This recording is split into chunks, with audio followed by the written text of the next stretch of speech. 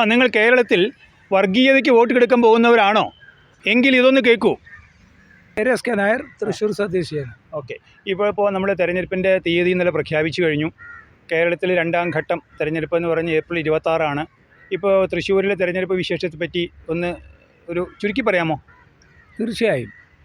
തൃശ്ശൂരിൻ്റെ പല ഭാഗങ്ങളിലും നമ്മൾ സഞ്ചരിച്ചതിൽ നിന്ന് ജനങ്ങളുടെ പൾസ് നമുക്ക് മനസ്സിലാകുന്നത് ഇത്തവണ ജനങ്ങൾ കരുതി കൂട്ടിയാണ് ഇലക്ഷൻ പ്രവർത്തിക്കുന്നത്. കാരണം ഓക്കെ എത്ര വോട്ടിൻ്റെ ഭൂരിപക്ഷത്തിന് സുരേഷ് ഗോപി ജയിക്കുന്ന നിങ്ങളുടെ കണക്കൂട്ടൽ?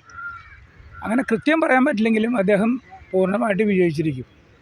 അതെന്തുകൊണ്ടാണെന്ന് വെച്ചാൽ ഇത്തവണ പ്രവർത്തിക്കാൻ കഴിവുള്ള, അല്ലെങ്കിൽ കേന്ദ്ര ഗവൺമെൻറ്റിനെ കൊണ്ട് തൃശ്ശൂരിന് വേണ്ടതായ പ്രവൃത്തികളും ഗുണങ്ങളും കിട്ടുന്ന ആൾക്ക് വേണം ചെയ്യാമെന്നാണ് പലരിൽ നിന്നും കിട്ടുന്ന അഭിപ്രായങ്ങൾ. ഓക്കെ, ഇവിടെ തൃശ്ശൂരിൽ മോദിക്ക് അനുകൂലമായ വോട്ട് വീഴുമോ അതോ പിണറായിക്ക് എതിരായിട്ടുള്ള വോട്ടാണോ കൂടുതൽ വീഴുക?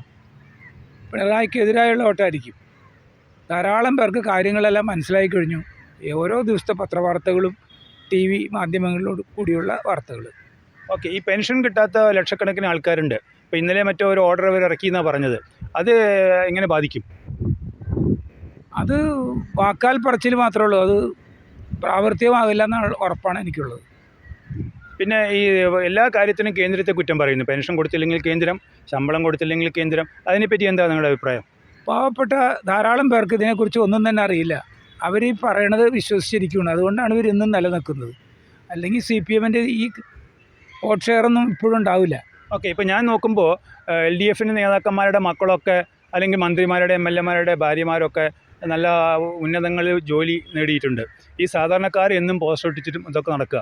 അതിനെപ്പറ്റി എന്താണ് താങ്കളുടെ അഭിപ്രായം? നേതാക്കന്മാർക്ക് ബുദ്ധിയുണ്ട്. അവരത് ഭംഗിയായിട്ട് അവരുടെ മക്കളെ വേണ്ട സ്ഥലത്ത് നല്ല ഉദ്യോഗത്തിലേക്ക് ആക്കുന്നു. അണികൾക്ക് അറിവില്ലാത്തതുകൊണ്ട് അവർ സാധാരണ രീതിയിൽ കൊടി വെട്ടി നടക്കുന്നു. ഓക്കെ, ഞാൻ വേറൊന്ന് ചോദിക്കട്ടെ. ഈ തൃശ്ശൂരിലെ KSRTC ബസ് സ്റ്റാൻഡ് നിങ്ങൾ കണ്ടിട്ടുണ്ടോ? തീർച്ചയായും. കാരണം ഏകദേശം ഒരു 42 വർഷം മുമ്പ് ഞാൻ കാണാൻ തുടങ്ങിയതാണ് ഈ തൃശ്ശൂരിലെ KSRTC ബസ് സ്റ്റാൻഡ്. ഇന്നത്തെ അവസ്ഥ, ഇതിന് എന്താ ആരും മെനക്കെടാത്തത്? ഏറ്റവും പൊട്ടിപ്പൊളിഞ്ഞ ബസ് സ്റ്റാൻഡാണ് തൃശ്ശൂർ. നമ്മൾ കേരളം എല്ലാ ബസ് സ്റ്റാൻഡുകളിലും പോയി ഇറങ്ങി വർക്ക് ചെയ്യുന്ന ആളാണ്. അല്ല, ഇതിനു വേണ്ടി ഇപ്പോൾ ഞാൻ പറയട്ടെ, LDF ഭരിച്ചു, ഒന്നും ചെയ്തില്ല. UDF ഭരിച്ചു. എന്തായിരിക്കും ഇവിടെ NDA ജയിച്ചാലുള്ള ഒരു തീരുമാനം എന്നുള്ളത് എന്തെങ്കിലും ഐഡിയ ഉണ്ടോ? തീർച്ചയായിട്ടും. കോഴിക്കോട് ബസ് സ്റ്റാൻഡ് ഞാൻ കണ്ടതാണ്. ഉള്ള സ്ഥലത്ത് ഗംഭീരമായിട്ട് അവർ ചെയ്തിട്ടുണ്ട്. സ്ട്രോങ് ആണോ എന്നൊന്നും ചോദിച്ചാൽ അറിയില്ല. കുറച്ച് കംപ്ലയിൻറ്റുകളൊക്കെ ഉണ്ട്. പക്ഷേ എന്നിരുന്നാലും അതുപോലെ ഒരു നല്ലൊരു ബസ് സ്റ്റാൻഡ് തൃശ്ശൂർക്ക് വരേണ്ട, എത്രയോ വർഷം മുന്നേ വരേണ്ടതാണ്. അത് കഴിഞ്ഞിട്ടില്ല. ഇപ്പോൾ ശക്തൻ സ്റ്റാൻഡിൽ സുരേഷ് ഗോപി വോട്ട് ചെയ്യിക്കാൻ ചെന്നപ്പോൾ അവിടെ കാരണം സുരേഷ് ഗോപി രാജ്യസഭാ ഫണ്ടിൽ നിന്ന് എടുത്ത് 1 കോടി കൊടുത്ത് ശക്തൻ സ്റ്റാൻഡ് വിപുലീകരിച്ചു. അതിനെപ്പറ്റി നിങ്ങൾക്കറിയാമോ? എന്താണ് നിങ്ങളുടെ അഭിപ്രായം? തീർച്ചയായിട്ടും. അദ്ദേഹം പരാജയപ്പെട്ടിട്ട് കൂടി ഭംഗിയായിട്ട് പറഞ്ഞ തുക കൊടുത്ത ഏക മനുഷ്യനാണ് അദ്ദേഹം. അദ്ദേഹത്തിന് തൃശ്ശൂരിനോട് അത്രയധികം സ്നേഹമുള്ളൊരു മനുഷ്യനാണ് ജനങ്ങളോടും. ഓക്കെ, മോദി വർഗീയ കാർഡ് ഇറക്കി കളിക്കുന്നു. അതിനാണ് സുരേഷ് ഗോപിയെ തൃശ്ശൂർ നിർത്തിയത്, തിരുവനന്തപുരത്ത് നിർത്താതെ എന്ന് ചില സ്ഥലങ്ങളിൽ ഈ LDFൻ്റെ ആൾക്കാർ പറഞ്ഞു വരുത്തുന്നുണ്ട്. എന്താണ് താങ്കൾ അതിനെപ്പറ്റി കാണുന്നത്? ഒരിക്കലും തെറ്റാണത്. അതൊരിക്കലും ജനങ്ങൾ വിശ്വസിക്കില്ല. ജനങ്ങൾക്കറിയാം ഏതൊരു വ്യക്തിയെയും ജാതിയോ മതം നോക്കാതെ ഹെൽപ്പ് ചെയ്യുന്നൊരു വ്യക്തിയാണ് സുരേഷ് ഗോപി. സുരേഷ് ഗോപി എന്ന നടനെ നിങ്ങൾ എങ്ങനെ നോക്കിക്കാണുന്നു? നടന് നല്ലൊരു ആക്ടറാണ് അദ്ദേഹം. ആ ആക്ടറായിട്ട് കാണുന്ന പോലെ തന്നെയാണ് അദ്ദേഹത്തിൻ്റെ സാധാരണ ജീവിതത്തിലുള്ള പെരുമാറ്റം. ഓക്കെ, ഇപ്പോൾ ഇതിനിടയ്ക്കൊരു സംഭവം ഉണ്ടായി. ലൂർദ് മാതാ പള്ളിയിൽ കിരീടം കൊടുക്കുന്നതുമായി സംബന്ധിച്ച് കോൺഗ്രസിൻ്റെ ഒരു കൗൺസിലർ ഒരു ഇഷ്യൂ ഒക്കെ കുത്തിപ്പൊക്കി. അതിപ്പോൾ എവിടെ വരെ എത്തി? അതിനെപ്പറ്റി നിങ്ങളുടെ കാഴ്ചപ്പാട് എങ്ങനെ? അത് കോൺഗ്രസ്സിന് വോട്ട് കിട്ടാൻ വേണ്ടിയിട്ട് അവർ ഒരു കൗൺസിലറെ കൊണ്ട് പറയിപ്പിച്ചതാണെന്നാണ് എനിക്ക് മനസ്സിലായത്. കാരണം ജനങ്ങളെല്ലാവരും അതല്ല പറയുന്നത്. ഒരു അമ്പലത്തിന് ഗിഫ്റ്റ് കൊടുക്കുമ്പോൾ അല്ലാതെ എന്ത് സ്വർണ്ണം ഉണ്ടെന്നും നോക്കേണ്ട ആവശ്യമൊന്നും ഒരിക്കലുമില്ല. അത് അദ്ദേഹത്തിൻ്റെ കുടുംബത്തിൻ്റെ വകയായിട്ട് അദ്ദേഹം കൊടുത്താൽ അത് വോട്ട് നോക്കിയിട്ടല്ല. അപ്പോൾ അത് വോട്ടിനെ ബാധിക്കില്ല? ഒരിക്കലുമില്ല. ഓക്കെ, പത്മജ ചേച്ചി, നമ്മുടെ പത്മജ വേണുഗോപാൽ, പ്രിയപ്പെട്ട ലീഡർ. ഈ തൃശ്ശൂരിൻ്റെ പൂങ്കുന്നം ഒക്കെ ഇന്ന് ഏറ്റവും നല്ല മനോഹരമായി കാണുന്ന റോഡുകൾ ഇതൊക്കെ സൃഷ്ടിച്ചത് ലീഡറാണ്, കോൺഗ്രസ് നേതാവ് ലീഡറുടെ മകൾ പത്മജ ചേച്ചി ഇന്നിപ്പോൾ BJPയിലാണ്. പ്രധാനമന്ത്രി പത്തനംതിട്ട വന്നപ്പോഴും അദ്ദേഹത്തെ കാണാനും അവിടെ പൊതുയോഗത്തിൽ പത്മജ സംസാരിക്കുകയുണ്ടായി. ഈ പത്മജയുടെ വരവ് തൃശ്ശൂരിന് BJPയെ, സുരേഷ് ഗോപിയെ എങ്ങനെ സഹായിക്കും? തീർച്ചയായും.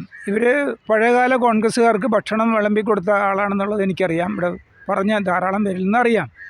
വളരെ സ്നേഹത്തോടു കൂടി അവർ പെരുമാറുന്നുണ്ട്. പക്ഷേ അവർക്ക് ഉദ്ദേശിച്ച രീതിയിലുള്ള ഒരു സപ്പോർട്ട് കോൺഗ്രസിൽ നിന്ന് കിട്ടിയിട്ടില്ല. അതുകൊണ്ടാണ് അവർ മാറിയത്. പക്ഷേ ഇപ്പോൾ പത്മജിയുടെ ഏട്ടൻ മുരളീധരനല്ലേ ഇവിടെ മത്സരിക്കുന്നത്. അപ്പോൾ അങ്ങനെ പത്മജിയെ കൊണ്ട് വോട്ട് ഭിന്നിപ്പിക്കാൻ കഴിയുമെന്ന് തോന്നുന്നുണ്ടോ? തീർച്ചയായും അവരോട് അല്ലെങ്കിൽ ആ മാഡത്തിനോട് സ്നേഹമുള്ള കുറേ ആളുകളുണ്ട്. അവരുടെ വോട്ടുകളൊക്കെ മാറും തീർച്ചയായിട്ടും. സ്ത്രീ വോട്ടർമാരെ സ്വാധീനിക്കാൻ പത്മജിക്ക് കഴിയുമോ? തീർച്ചയായും ഒരു വിഭാഗം സ്ത്രീകൾ അദ്ദേഹത്തെ അവരറിയുന്നവർ മാറി വോട്ട് ചെയ്യും. കാരണം പത്മജ ഇവിടെ കഴിഞ്ഞ പ്രാവശ്യം 1000 കുറവ് വോട്ടിൻ്റെ ഭൂരിപക്ഷത്തിനാണ് തോറ്റത്. അല്ലെങ്കിൽ പത്മജ ഇവിടെ MLA ആവേണ്ടതായിരുന്നു. അപ്പോൾ മോശമല്ലാത്ത പ്രകടനം കഴിഞ്ഞ പ്രാവശ്യം കാഴ്ചവെച്ചു എന്നാണ് അവർ പറയുന്നത്. അതിന് സ്വന്തം പാർട്ടിക്കാർ തന്നെ പിന്നിൽ നിന്ന് കുത്തി എന്നാണ് പറയുന്നത്. അതിനെ ആ ഒരു ആരോപണം പിന്നെ ഇവിടുത്തെ UDFൻ്റെ ചെയർമാൻ എത്രയോ ഒരു വണ്ടിക്കകത്ത് കയറാൻ വേണ്ടി 25 ലക്ഷം രൂപ വാങ്ങി എന്നൊക്കെയാണ് ഇപ്പോൾ ഒരു ആരോപണം എയറിൽ നിൽക്കുന്നത്. ഇതിനെപ്പറ്റി നിങ്ങൾ കേട്ടോ? അല്ലെങ്കിൽ അത് എങ്ങനെ സുരേഷ് ഗോപിക്ക് ഗുണം ചെയ്യുമോ? ഈ പറയുന്ന കാര്യങ്ങളെല്ലാം ഞാൻ കേട്ടതാണ്. കൂടുതൽ എനിക്കതിനെക്കുറിച്ച് അറിയില്ല. പക്ഷേ അവർ പറയുന്ന കാര്യങ്ങൾ ശരിയാണ്. തീർച്ചയായിട്ടും അവരുടെ കെയർ ഓഫിലുള്ള കുറച്ച് വോട്ടുകൾ ഇവിടുന്ന് വരുമെന്ന് എനിക്ക് ഉറപ്പുണ്ട്. ഓക്കെ, ഈ സഹകരണ രംഗം എന്ന് പറയുന്നത് ഇന്ന് കുത്തഴിഞ്ഞ രംഗമായി മാറിയിരിക്കുന്നു. ഇന്ന് ഇന്ത്യയിൽ തന്നെ ശ്രദ്ധിക്കപ്പെടുന്ന ഒരു ബാങ്കാണ് കരുവന്നൂർ സഹകരണ ബാങ്ക് എന്ന് പറയുന്നത്. അവിടുത്തെ അതിന് ചുറ്റിപ്പറ്റി ആയിരക്കണക്കിന് നിക്ഷേപകർ ആ ബാങ്കിനകത്തുണ്ട്. അവരുടെ സപ്പോർട്ട് നിശബ്ദമായെങ്കിലും സുരേഷ് ഗോപിക്ക് കിട്ടുമെന്ന് കരുതുന്നുണ്ടോ? തീർച്ചയായും അദ്ദേഹം അതിനു വേണ്ടിയിട്ട് അശ്രാന്തമായിട്ട് പരിശ്രമിച്ചൊരു വ്യക്തിയാണ്. ജനങ്ങൾക്കത് വീണ്ടും ഓർമ്മ വരും. ഈ കാലഘട്ടത്തിൽ തന്നെ നടന്ന സംഭവമാണത്. ഓക്കെ, കെ മുരളീധരൻ എന്ന് പറയുന്ന UDF സ്ഥാനാർത്ഥിയെ പറ്റി അദ്ദേഹം തൃശ്ശൂരിൻ്റെ പുത്രനാണെന്ന് പറയാം. ലീഡറുടെ മകനാണെന്ന് നമ്മൾ പത്മജിയെ വിശേഷിപ്പിച്ച പോലെ തന്നെ അദ്ദേഹം പണ്ടിവിടെ മത്സരിച്ചിട്ടുണ്ട്. ഇവിടെ തന്നെ വടക്കാഞ്ചേരി മത്സരിച്ച് തോറ്റിട്ടുണ്ട്. മന്ത്രിയാവാനുള്ള ആഗ്രഹം കൊണ്ട് പെട്ടെന്ന് മന്ത്രിയായി MLA അല്ലാതെ. അദ്ദേഹത്തെ പറ്റി ഇപ്പോഴത്തെ തൃശ്ശൂർ ജനത, ഇപ്പോഴത്തെ യുവ ജനത എങ്ങനെ വിലയിരുത്തുന്നു എന്നാണ് താങ്കൾ പലപ്പോഴും പല സ്ഥലങ്ങളിൽ യാത്ര ചെയ്യുന്ന ആളാണ്. എങ്ങനെയാണ് താങ്കളുടെ അഭിപ്രായം? അദ്ദേഹത്തിൻ്റെ കൂടെയുള്ള പാർട്ടിക്കാർ തന്നെയാണ് അദ്ദേഹത്തിന് നല്ലൊരു പണി കൊടുത്തുകൊണ്ടിരിക്കുന്നത്. വേറെ ആരുമല്ല. വോട്ടെല്ലാം മാറ്റി എതിർഭാഗത്തേക്ക് കൊണ്ടുപോകണം ചെയ്തു. അതെന്താ അങ്ങനെ പറയാൻ കാരണം? എന്തെങ്കിലും തെളിവുണ്ടോ? ധാരാളം പേര് സംസാരിക്കുമ്പോൾ ഞാൻ ചോദിക്കാറുണ്ട്, ഒരു ലീഡറുടെ മകനായിട്ട് എന്തുകൊണ്ട് അദ്ദേഹം പരാജയപ്പെടുന്നു? അപ്പോൾ അവരിൽ നിന്ന് കിട്ടുന്ന അഭിപ്രായങ്ങളെല്ലാം ലീഡറുടെ മകനായിട്ട് പോരാ, ലീഡറുടെ കഴിവൊന്നും അദ്ദേഹത്തിനില്ല. പിന്നെ ഞങ്ങൾക്ക് അദ്ദേഹത്തെ താൽക്കാലികമായിട്ട് താല്പര്യമില്ല എന്നുള്ള രീതിയിലാണ് പറയുന്നത്. ഇപ്പോൾ VS സുനിൽകുമാർ അദ്ദേഹത്തിൻ്റെ LDFൻ്റെ ഫസ്റ്റ് റൗണ്ട് പ്രവർത്തനം കഴിഞ്ഞു എന്ന രീതിയിലൊക്കെയാണ് ഇപ്പോൾ ഇത് പറയുന്നത്. അവരവരുടെ റിപ്പോർട്ടുകളൊക്കെ ഉന്നതങ്ങളിലേക്ക് എത്തിച്ചു എന്നൊക്കെ പറയുന്നുണ്ട്. അവരുടെ പ്രവർത്തനത്തെ പറ്റി നിങ്ങൾ എങ്ങനെ വിലയിരുത്തുന്നു? മാർക്സിസ്റ്റ് പാർട്ടിക്ക് ക്ലിപ്തമായൊരു വോട്ട്. മാർക്സിസ്റ്റ് അല്ല, ഇവിടെ CPI ആണല്ലോ സുനിൽകുമാർ എന്ന് പറയുന്നത്. ഇവിടെ ശരിക്കും CPM-നേക്കാൾ ശക്തം CPI ആണ്.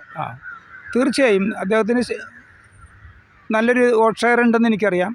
പക്ഷേ വോട്ട് ഇവിടെ ഇടതും വലതുമായിട്ട് ചേഞ്ച് ചെയ്ത് പോകുന്ന ഒരു സംസാരമുണ്ട് തൃശ്ശൂർ. ഓക്കെ, ഇപ്പോൾ തൃശ്ശൂർ കോർപ്പറേഷൻ എന്ന് പറഞ്ഞാൽ കോർപ്പറേഷനിലെ ഭരണം ഏത് സമയവും LDFന് പോകാം എന്നുള്ളൊരു അവസ്ഥയിലാണ് നിൽക്കുന്നത്. അവിടെ അതിനെപ്പറ്റി എന്തെങ്കിലും അറിഞ്ഞോ? അതിനെപ്പറ്റി കൂടുതലറിയില്ല. അല്ല, അത് നമ്മളെ ഈ ഇലക്ഷനെ ബാധിക്കുമെന്നുള്ളതാണ്. ഇലക്ഷനെ ഒരു പരിധിവരെയും ബാധിക്കും. ഓക്കെ, ഇവിടെ മറ്റുള്ള എന്താണ് പ്രാദേശിക തലത്തിലുള്ള ജനങ്ങളുടെ വികാരം എന്താണ്? അവരുടെ പ്രശ്നങ്ങൾ എന്താണ്? കാരണം നമ്മളിപ്പോൾ അഖിലേന്ത്യാ തലത്തിലേക്ക് പോയിട്ടും ഒന്നും കാര്യമില്ല. തൃശ്ശൂരിലെ റോഡുകൾ, തൃശ്ശൂരിലെ പാലങ്ങൾ, തൃശ്ശൂരിലെ ജനങ്ങളുടെ ജീവിത രീതി, ഇതൊക്കെയാണല്ലോ വിലയിരുത്തേണ്ടത്. ഇതിനെയൊന്നും വിലയിരുത്താതെ എല്ലാവരും LDF ആണെങ്കിൽ BJP കുറ്റം പറയും, UDF ആണെങ്കിൽ BJP കുറ്റം പറയും, എന്നിട്ട് BJPയുടെ മേൽ വർഗീയത ആരോപിക്കും. എന്നിട്ട് ഈ വെള്ളിയാഴ്ച ഇലക്ഷൻ വെച്ചതിൽ അതിനെതിരായി ആദ്യം പ്രസ്താവന ഇറക്കിയത് മുസ്ലിം ലീഗാണ്. അതിനെങ്ങനെ കാണുന്നു? ഇവിടെ BJP കുറ്റം പറയാൻ അവർക്ക് ഒന്നും ഇല്ലാത്തതുകൊണ്ടാണ് വർഗീയത മാത്രം പറഞ്ഞുകൊണ്ട് കിടക്കുന്നത്. അത് അവരുടെ ഒരു തന്ത്രമാണ്. BJP രാഷ്ട്രീയം നോക്കിയാണ് വർക്ക് ചെയ്യുന്നത്, അല്ലാണ്ട് മതപരമായ രീതിയിലുള്ള പ്രവർത്തനമല്ല കാഴ്ചവെക്കുന്നത്. അത് ബുദ്ധിയുള്ളവർക്ക് അല്ലെങ്കിൽ പബ്ലിക്കായിട്ട് കോണ്ടാക്റ്റ് ഉള്ളവർക്ക് ശരിക്കും അറിയാൻ സാധിക്കുന്നുണ്ട്. ഓക്കെ, ഈ ബോലോം ഭാരത് മാതാ കി ജയ് എന്ന് വിളിക്കുന്നു BJPയുടെ പല യോഗങ്ങളിലും അവരുടെ പ്രചരണങ്ങളൊക്കെ. ഇത് വർഗീയതയാണ് എന്നാണ് ഇവിടുത്തെ ഇടതിനും വലതിനുമൊക്കെ പറയുന്നത്.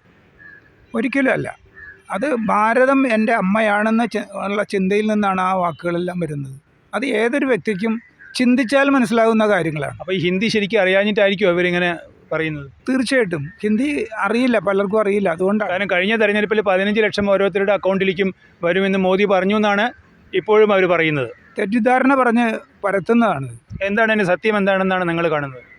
അദ്ദേഹം ഒരു ആവിഷ്കാരമായിട്ടൊരു സ്വാതന്ത്ര്യം കിട്ടും എന്നുള്ള രീതിയിൽ പറഞ്ഞാണ്. അതൊരിക്കലും ഒരു ഈ അർത്ഥത്തിൽ എടുക്കാൻ പാടില്ല എന്നുള്ളതാണ് ഞാൻ പറയുന്നത്. ഞാൻ മനസ്സിലാക്കിയത് അദ്ദേഹം നമ്മുടെ